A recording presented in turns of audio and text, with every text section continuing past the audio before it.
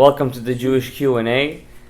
Tonight our question is reincarnations a real thing from the Torah? In our previous videos, we've spoken about reincarnation, especially in our Mashiach video. And we spoke about how Mashiach is supposed to have 5 parts of his soul. And from the comments, it seemed like people didn't believe it. It says the Torah doesn't talk about it. And it's not a real thing. So tonight I'm here to dispel that notion. And I'm coming to tell you that not only is reincarnations a real thing, but reincarnations is one of the basics of Judaism. But first of all, I have to tell you something important. That the Jewish people are not the only people who speak about reincarnations. First of all, the ancient Hindus have been speaking about reincarnations for as long as they know about. It's not something that Jewish people have come up with, chas v'shalom.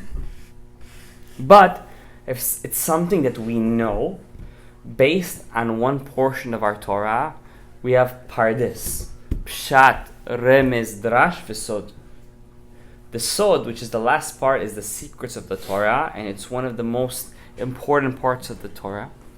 To the point where the Shach, the great Shach, one of the Rav Shabtai HaKohen, one of the greatest Achronim, says that a person, he was Ashkenazic, he didn't live, I think he passed away 42.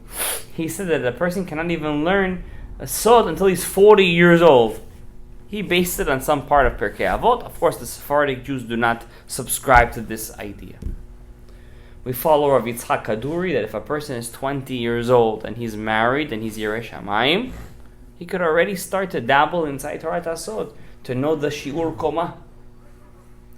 So, Gilgulim is not mentioned explicitly inside the Gemara. However, it is mentioned explicitly in one of the parts of the Torah which has been accepted by all great luminaries of the Torah, including Litaim, Lithuanian Jews, of Chaim Kanievsky, of Steinman, and it's called the Zohar HaKadosh.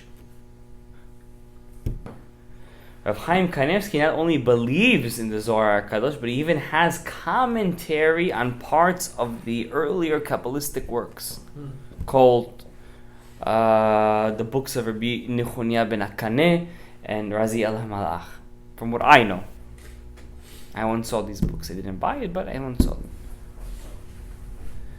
And therefore, we have a saying that a person who doesn't believe in these 4 parts of the Torah, any of these 4 parts, is considered an apikoros. He's considered a heretic. A heretic. Especially Sephardic Jews who have been living with the Torah Ha'ari HaKadosh and the Rashash and Rav Yosef ibn Siyah and all the great Mekubalim HaKadoshim HaTeorim. And even in Ashkenaz they were tzaddikim like that. That we certainly have more of a connection to this limud than any other thing. In fact, when Rav Shimon Agassi, which is one of the greatest tzaddikim in the past 150 years, he was a nitzotz of Moshe Rabbeinu. As we have a masoret like that he, a nitzotz, I didn't say he was a gilgul or a nitzotz. When his 2 sons died, before their marriage, right before their weddings, right before their weddings, they died, and all of Iraq was dumbfounded. How could such a tzaddik thing happen to him?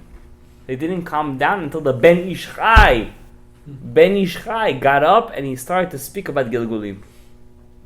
And Rabbi Yehuda Ptaya said that his 2 sons were Gilgulim of Nadav and Avihu, or Nitzotzot, sparks of Nadav and Avihu, which they died young without getting married, and this was their tikkun because they didn't want to marry girls from Israel, and therefore they died right before their wedding. It was a whole big thing. I don't want to get into it right now. It's not something I can explain in 5 minutes, which is what this whole point of this Q&A is, 5-minute thing. But Gilgulim, reincarnations, is one of the most basic principles of the Torah HaKadosha. In fact, the Ari HaKadosh, which all of our prayer books are based on him, has his last section of his Shmona Sha'arim, his 8 volumes, is called Sha'ar HaGilgulim, Gates of Reincarnation.